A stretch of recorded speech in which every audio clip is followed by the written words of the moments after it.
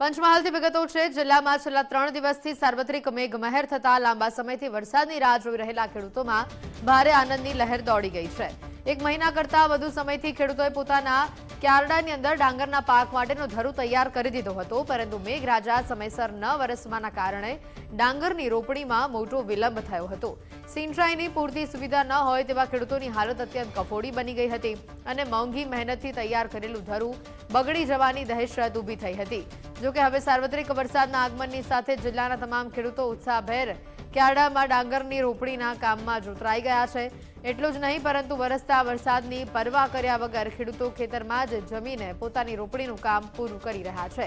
જો કે હજી પણ ડેમ અને નદીઓમાં પૂરતા પ્રમાણમાં નવા નીરની આવક નથી થઈ। આગામી દિવસોમાં વરસાદ ચાલુ રહે તે ખૂબ જ જરૂરી છે। ચોમાસાની ખેતી પર જ સંપૂર્ણ નિર્ધાર છે।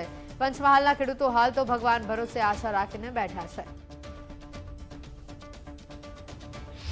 અમે 2 મહિના થી દરું નાખી મેલેલું, વરસાદ પડતો નતો, વરસાદની વાટ જોઈ રહેલા। 2 દિવસથી વરસાદ પડે છે, રોપવાનું શરૂઆત કરી છે। વરસાદમાં ખાવાનું પણ ખાઈએ છીએ। હજુ વધારે વરસાદની જરૂર છે, હજુ પડે તો અમારા તલાવ ભરાઈ જાય તો અમારા આગળ પાકની થાય।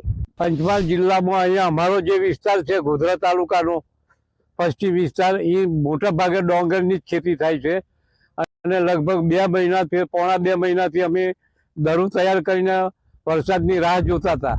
મોડો પણ હમણાં વરસાદ પડ્યો અને રોપણી લાયક વરસાદ થયો એટલે અમે ડાંગરની રોપણી ચાલુ કરી છે અને હજુ પણ નદી નાળો ભરાય અને તળાવમાં ભરાય એવો વરસાદ પડે તો બહુ સારું। અત્યારે અમે ભલે લેટ રોપણી ચાલુ કરી, પણ જે અત્યારે આ વરસાદ પડ્યો એની અમે ખેડૂતોમાં ખુશીની લહેર છે।